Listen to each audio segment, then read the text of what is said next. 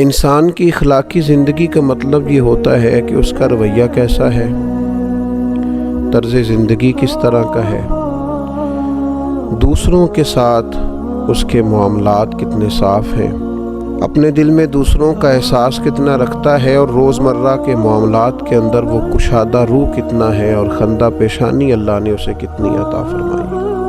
ہم نبی اکرم نور مجسم شفیع معظم آقا دو عالم رحمت عالم صلی اللہ تعالی علیہ وسلم کے ماننے والے، ہم کریم محبوب علیہ السلام کے دروازے کے گدا اور غلام ہیں۔ اللہ تعالیٰ نے ہمارے نبی کریم صلی اللہ تعالی علیہ وسلم کی شان و عظمت کو بیان کیا اور فرمایا وَإِنَّكَ لَعَلَىٰ خُلُقٍ عَظِيمٍ، بے شک آپ عظیم الشان خلق پر فائز ہیں، آپ عظیم اخلاق پر ہیں۔ نبی کریم صلی اللہ تعالی علیہ وسلم کے اخلاق حسنہ نے، کردار و عمل نے دنیا کو دین کی طرف مائل کر لیا۔ شروع میں بڑی سخت مخالفت کرنے والے، پتھر کی طرح مزاج رکھنے والے، اور اپنے لفظوں کو بڑا تلخ اور ترش کر کے پیش کرنے والے رسول پاک کے اخلاق کے سامنے بڑی جلدی ہتھیار ڈالتے ہوئے دکھائی دیے۔ وہ کئی دفعے ہاتھوں میں روڑے، پتھر، خنجر، تلواریں اٹھا کے آئے، پر کریم محبوب صلی اللہ تعالی علیہ وسلم کے اخلاق حسنہ کا مقابلہ نہیں کر سکے۔ رسول پاک علیہ السلام کی میٹھی گفتگو کا کوئی توڑ ان کے پاس موجود نہیں تھا۔ حضور کے لب و لہجے کی شائستگی، کریم محبوب کا مسکراتا چہرہ، میٹھی، دھیمی، ٹھنڈی، دل موہ لینے والی باتیں، اور دلوں میں گھر کرتا ہوا لہجہ، الفاظ کی شرینی، اور رسول پاک صلی اللہ تعالی علیہ وسلم کا ناصحانہ انداز اور مائل کرتا ہوا لہجہ، اپنی مخالفت کرنے والے بھی اپنی تنہائیوں میں سوچا کرتے تھے کہ کبھی اس کریم کے غلام بن جائیں نا۔ بحث کر کے معاذ اللہ لوٹ کر جانے والے بھی رستوں میں کہا کرتے تھے لفظ لفظ سچا ہے،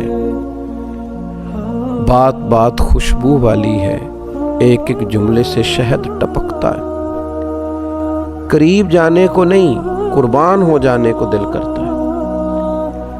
یہ جو اخلاقی رویہ ہوتا ہے، یہی تو انسان کی اصل پہچان ہوتا ہے۔ اس کا جو اخلاقی رویہ ہوتا ہے وہی سوسائٹی کے اندر اس کے مقام کو متعین کرتا ہے۔ اگر کوئی شخص کہے کہ میں اپنے مال کے زور پر اپنے آپ کو منوا لوں، تو نبی پاک علیہ السلام نے فرمایا تم مال کے زور پر لوگوں کے دلوں میں گھر نہیں کر سکتے۔ تو یا رسول اللہ صلی اللہ تعالی علیہ وسلم پھر کس طرح لوگوں کے دلوں میں بسا جا سکتا ہے؟ تو فرمایا اپنے اخلاق کے زور پر۔ تمہارا اخلاقی رویہ ہے جو لوگوں کے دلوں میں تمہارے لیے گھر بنائے گا، جگہ بنائے گا۔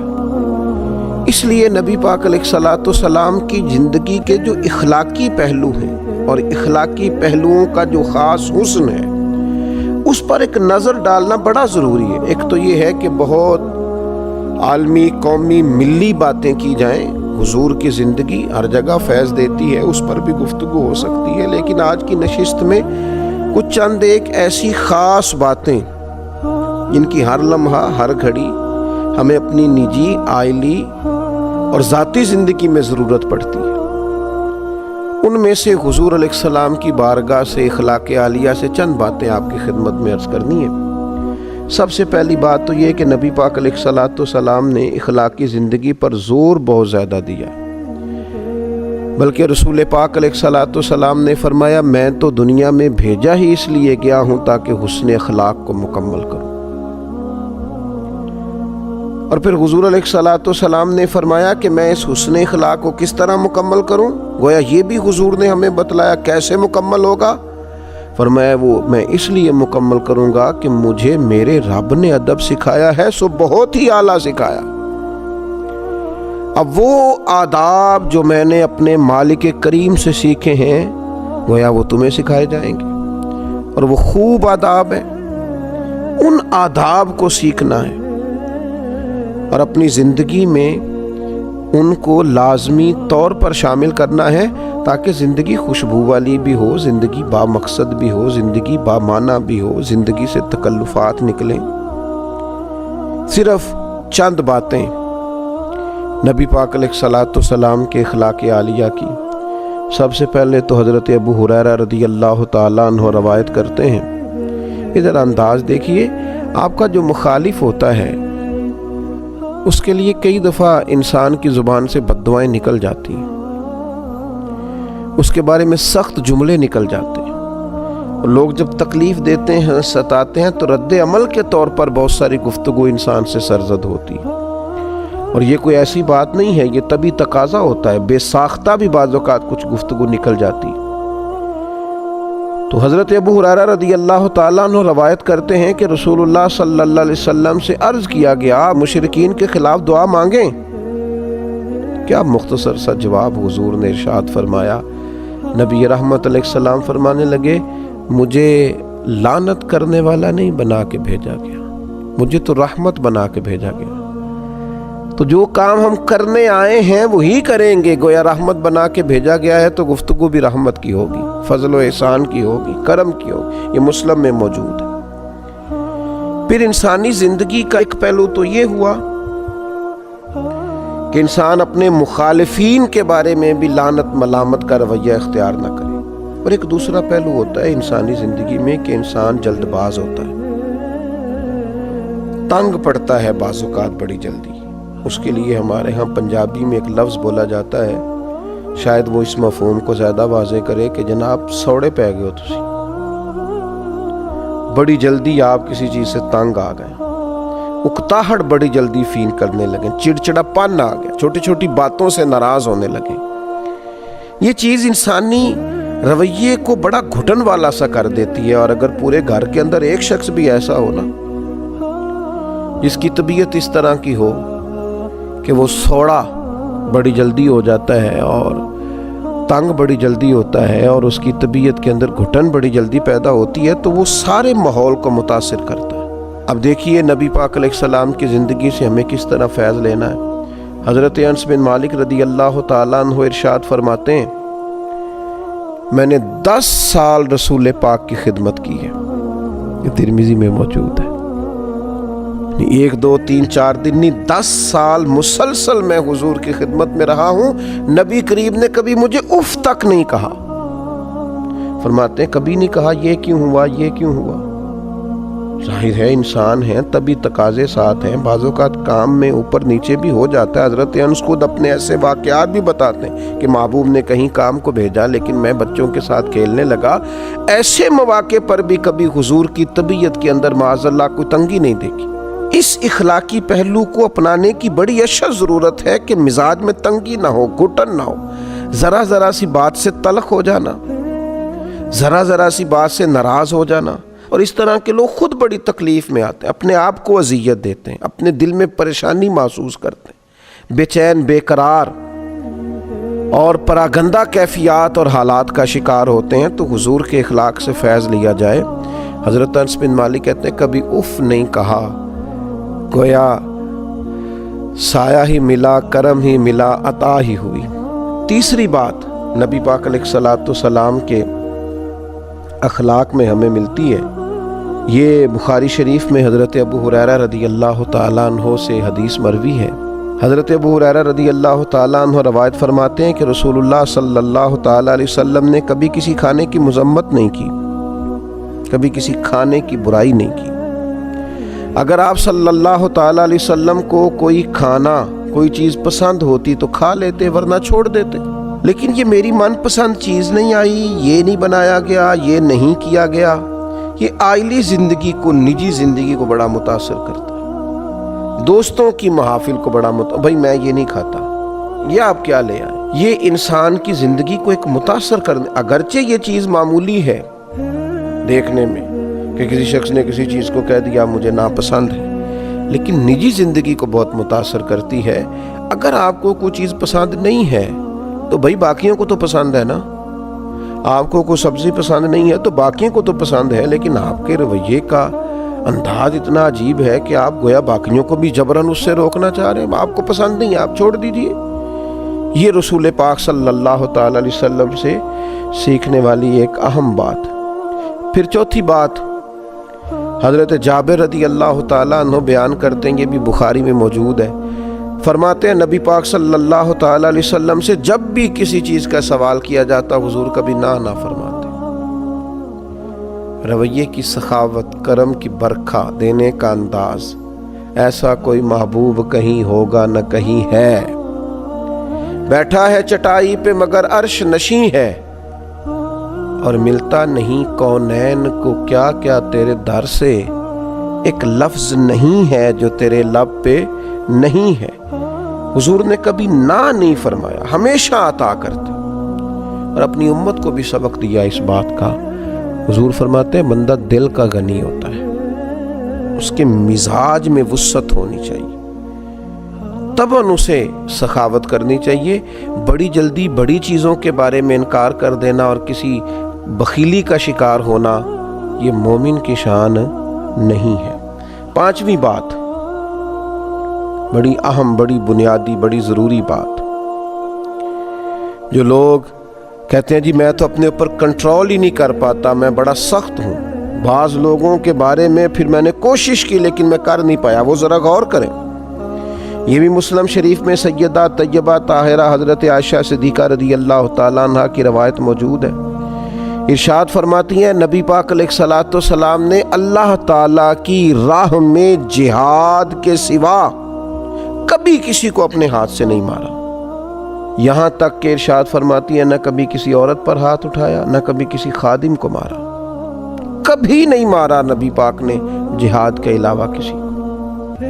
میں عرض کروں گا وہ لوگ جو سمجھتے ہیں کہ ہر چیز کا انداز ڈنڈا ہے اور ہر جگہ ہمیں سختی ہی کرنی ہے، کبھی طلباء پر، کبھی خدام پر، کبھی غرباء پر، کبھی کسی پر، کبھی کسی محتاج پر، وہ غور کریں۔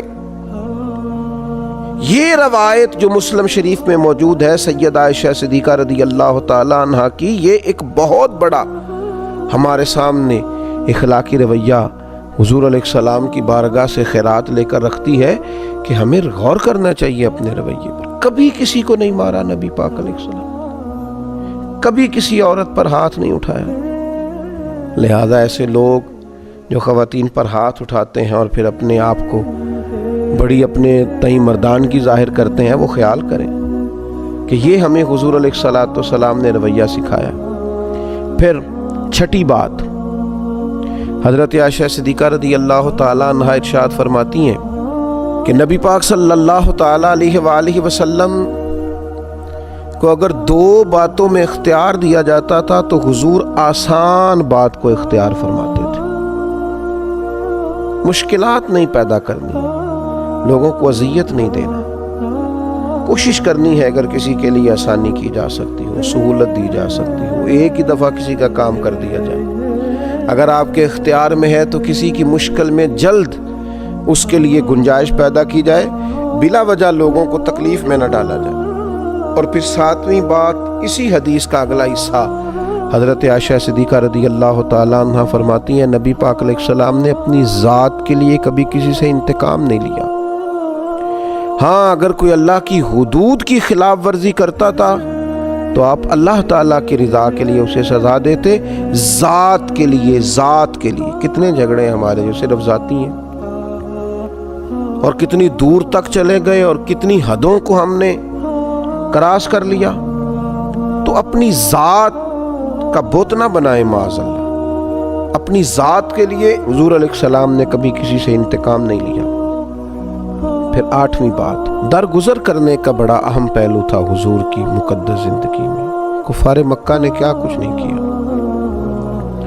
کس کس رنگ میں انہوں نے تکلیف نہیں دی، لیکن فتح مکہ کے موقع پر حضور نے فرمایا بتاؤ تمہارے ساتھ کیا سلوک ہو۔ انہوں نے کہا آپ بھی کریم ہیں، آپ کے والد بھی کریم ہیں، خاندان ہی کریموں کا ہے۔ فرمایا وہی سلوک کروں گا جو جناب یوسف نے اپنے بھائیوں کے ساتھ کیا، جاؤ تم پر کوئی مطالبہ نہیں، تمہیں معاف کیا۔ تو درگزر کا پہلو، گنجائش کا پہلو زندگی میں ضرور رکھیں، بڑی جلدی سارے دروازے بند نہ کر دیے جائیں، کچھ تھوڑا سا مزاج کے اندر برتری کو بھی رکھا جائے۔ اور 9ویں بات، حضرت عائشہ صدیقہ رضی اللہ تعالیٰ عنہ ارشاد فرماتی ہیں نبی پاک علیہ السلام کبھی وہ بات نہیں کرتے تھے جو حیا کے خلاف، نہ تبن نہ تکلفن، کبھی کوئی ایسی بات حضور علیہ السلام نہ فرماتے۔ اور فرماتی ہیں حضور بازاروں میں شور نہیں کرتے تھے، نبی پاک برائی کا بدلہ کبھی برائی سے نہیں دیتے تھے بلکہ معاف کر دیتے، درگزر کرتے۔ لب و لہجے سے جب بھی کوئی بات نکلے وہ حیا والی ہو، وزادار ہو۔